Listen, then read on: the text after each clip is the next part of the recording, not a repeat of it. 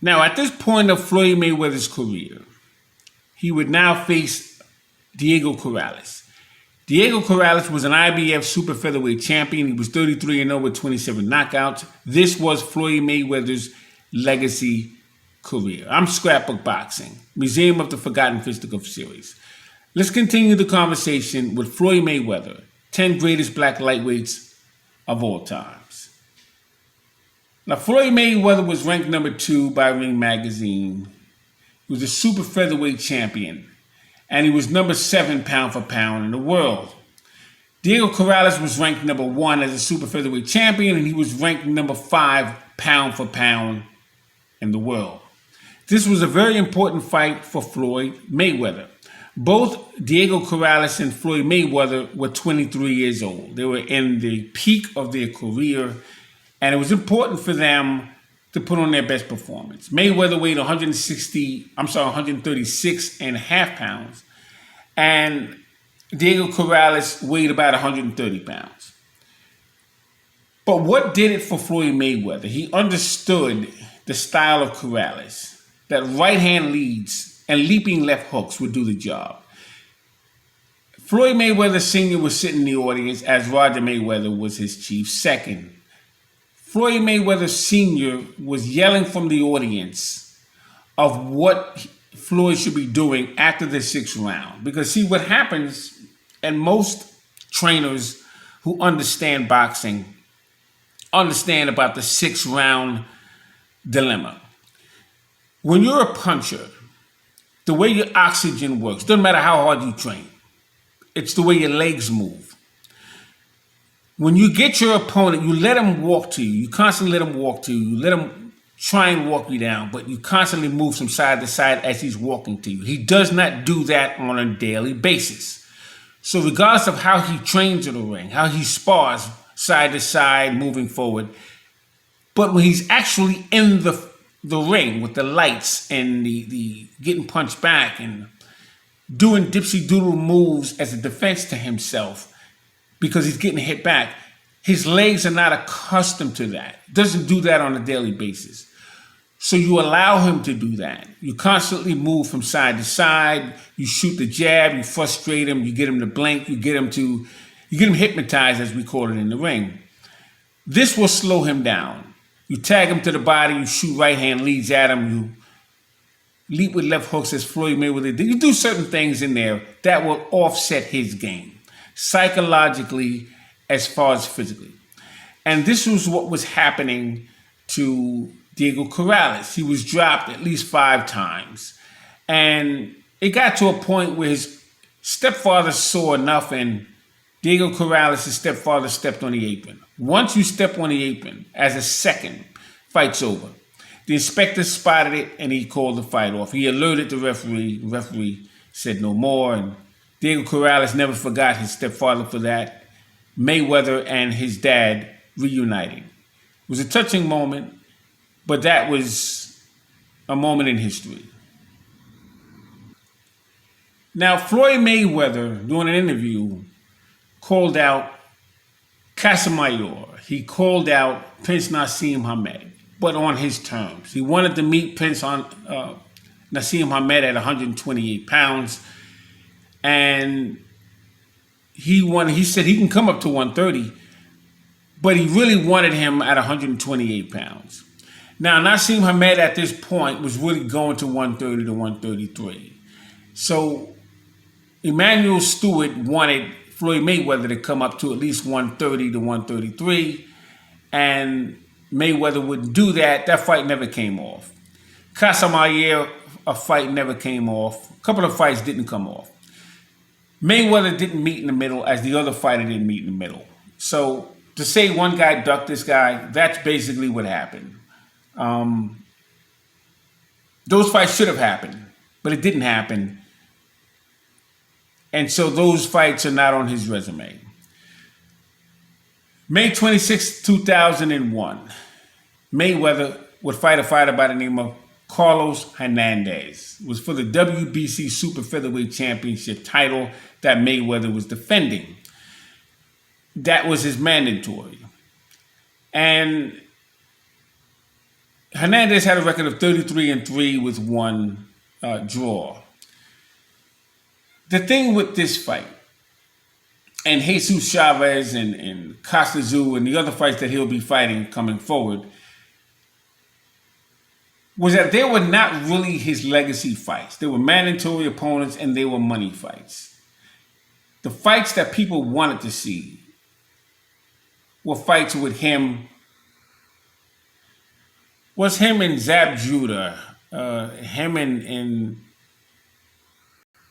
Vernon Forrest, him and Sugar Shane Mosley. These were the types of names that everyone was looking for. But then they would move on to different weight divisions and they would move on to different legacy fights. Vernon Forrest would wind up taking on Shane Mosley as a welterweight, and Zab Judah would wind up losing a fight to Costa Tzu. The fights just never took place. Eventually, Mayweather would fight Zab Judah. And to give Mayweather more credit, it's interesting about him. When Zab Judah lost to Carlos Baldomir, New York's Madison Square Garden, Zab Judah was in line to face Mayweather. Well, then Mayweather fought Baltimore and brought Zab Judah back in the rankings where he could fight him in Las Vegas. Same thing happened with Manny Pacquiao. Pacquiao would wind up getting knocked out by Juan Manuel Marquez, and they would still make that fight happen with Floyd Mayweather. And it wound up being one of the biggest pay-per-view gates in boxing history. Now, Floyd Mayweather would move to the lightweight division. He would take on Castillo. And when he fought Castillo, the first fight, many felt that Castillo won the fight. Mayweather would have a rematch with Castillo. And when he fought Castillo the second time, Mayweather was given the fight. It was more convincing the second time around. I don't put my opinions in these videos. I give opinions on certain things, but when it comes to who won a fight, I try to leave that to the judges. I try to leave that to the audience who are viewing this video and who's watched the fight. I have my own personal opinion on who might have won or who didn't win. I can tell you that Pernell Whitaker defeated Julio Cesar Chavez. I can tell you things like that. But in a fight that I'm talking about with Mayweather and Castillo, I'm going to leave that to the audience's discretion. Now, in their first fight, Floyd weighed 138.5 pounds. Castillo weighed 147.5 pounds. Castillo had a record of 45-5-1 with 41 knockouts. He was a very experienced fighter, very hard puncher. Castillo was much heavier than what he drained himself in the ring. And that's why he gave Diego Corrales hell in their two fights. He was knocked out in the first fight with Diego Corrales, although he had Corrales out on his feet several times. And then he knocked out Corrales in their second fight. He was just too heavy for a lot of the fighters he was in the ring with. Now, when they fought each other the second time, they fought each other as welterweights. Castillo was 147 pounds and Mayweather was 138 pounds. And a junior welterweight, if you will. But that's what the weight disparity was. It was about 7, 8, and 9 pounds weight difference between the two men in their second fight. Now, Floyd would face Victoriano Sosa April 19, 2003. April 19, 2003. And Mayweather was 30-0 at that time. It was for his defense of his new WBC lightweight championship crown. Sosa was 35-3-2 coming into that fight. And Mayweather would defeat him. Mayweather would also take on Philip Undo. He was 31-1 with 30 knockouts. And Mayweather would basically just start winning constantly in the super featherweight and the lightweight division. And then he would start winning as a welterweight and so on and so forth. He would also fight DeMarcus Chop Chop Crawley. I was at that fight. Mayweather was about 27 years old at that time. And it was a very interesting fight, to say the least. Don Turner, who was in that particular fight as well, he felt as though Floyd Mayweather was too flat-footed for him. And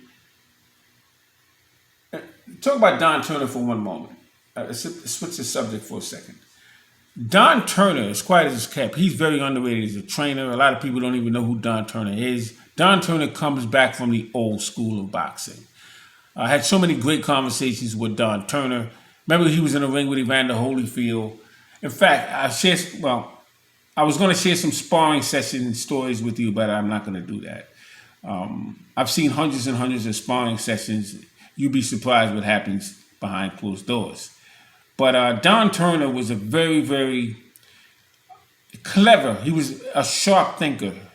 And he was just in there at that point. He loved the game. He'd make a little money, a little bread.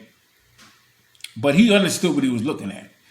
And one of the Da Vinci codes for Floyd Mayweather, and you'll hear Ray Leonard say it and others, Mayweather can't take it to the top of the dome. That's his kryptonite. Right between the eyes, right above, in the forehead there. That's his balance, equilibrium deficiency, if you will. Don Turner pointed that out. In fact, I was talking to Don Turner, and we laughed because I know this, and to hear him say that, but that's really the bottom line. If you catch him clean right in the middle there, he's not getting knocked out right away because, see, Floyd is very resilient. He has a lot of heart. He has a lot of dog in him, and he has a lot of pride. You catch him 2 or 3 times, he'll go to sleep and he's out cold. No one has ever been able to do that because Floyd can adjust in the ring. He makes adjustments when he's hurt. He makes adjustments when he has difficulty. And that's why he's the greatest fighter in his era, because no one could ever solve that Da Vinci Code. Very good fighter was Floyd Mayweather. I'm going to cut this video short. I think I proved my point why he should be in this conversation.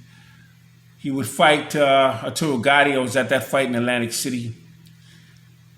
And I think he fought him June 25th. I believe it was 25th in 2005. And what was interesting about that Gatti fight, Gatti had his wars with Irish Mickey Ward. And a lot of people confuse the victories with Mickey Ward with a fighter who can think on his feet at the drop of a dime like Floyd Mayweather could. And so Gotti was the crowd favorite at that point. And he wanted his fights to be at Atlantic City. And he chose all of the demands that he wanted. And so the fight had to be in Atlantic City. I had to see that fight. And I was there in second row, and Gotti was a heavy bag. He tried. Buddy McGirt made the right decision, said no more. And that was the end of that fight. So Floyd Mayweather, as a lightweight, and of course other divisions, but we're talking lightweight, there was no one like Floyd Mayweather at his time. Before him was Pernell Whitaker.